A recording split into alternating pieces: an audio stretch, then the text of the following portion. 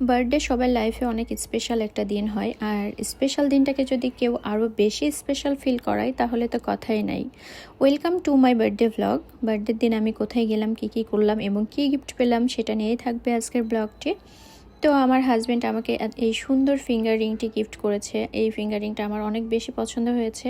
আগের দিন রাত 12টার সময় আমাকে সারপ্রাইজ দেওয়ার জন্য আনায়ের বাবা একটা কেক নিয়ে আসে, কিন্তু দুঃখের বিষয় আমি আগে থেকে টের পেয়ে যাই যে কেক নিয়ে এসেছে, যার জন্য সে আমাকে আর সারপ্রাইজ করতে পারে নাই। তো পরের দিন আমরা অফিস থেকে এসে চলে যাই রিজেন্সিতে, কারণ রিজেন্সির রুপটপটা আমার কাছে খুবই ভালো লাগে। আমার প্রথম বার্থডেতে আনায়ের বাবা আমাকে রিজেন্সির রুপটপে নিয়ে গিয়েছিল। রিজেন্সি রুপটপ থেকে পুরো ঢাকাটা দেখতে খুবই ভালো লাগে, আর হ্যাঁ, রানও এটা দেখতে অনেক বেশি ভালো লাগে। তো আনায়ে খুবই এক্সাইটেড ছিল। সে আমার আগের ছবি দেখে বলতো, মাম্মি আমাকে কেন এখানে নিয়ে যাওনি, আমি কোথায় ছিলাম তখন। তো আজকে আমার মেয়েটাও অনেক বেশি এক্সাইটেড ছিল আমার বার্থডে নিয়ে। সে আমাকে খুবই স্পেশাল ফিল করাচ্ছিল। সে আমার সব কথা শুনতেছিল এবং বুঝতে পারছিল যে এটা আমার স্পেশাল দিন। যাই হোক, আমরা এখানে এসে বসলাম। আনায়া তো খুবই এনজয় করতেছে। সে পুরো রুপটপে দৌড়াদৌড়ি করতেছিল, এদিক থেকে ওদিকে যাচ্ছিল, খুবই এক্সাইটেড ছিল। আর যাওয়ার পরেই তার প্রথম বায়না আইসক্রিম খেতে হবে, তো ওর জন্য আইসক্রিম নিয়ে নিলাম। আমি যদিও আইসক্রিম খেতে পারিনি, কারণ আমার খুবই ঠান্ডা লেগেছিল। আমি আইসক্রিম খাই নাই। দেন আমরা খাবার অর্ডার করে নিলাম।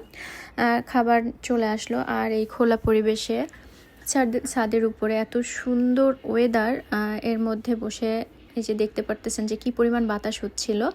তো আমরা এখানে খাওয়া দাওয়া শেষ করে নিচ্ছি। দেন খাওয়া দাওয়া শেষ করে পুল সাইডে এসে আমি অনেকক্ষণ বসেছিলাম রিল্যাক্সে। আমার খুবই ভালো লাগতেছিল। আর এখানে আমার শাশুড়ি আমাকে বার্থডে উইশ করতেছিল। আমি আমার শাশুড়ির সাথে কথা বলতেছিলাম এখানে।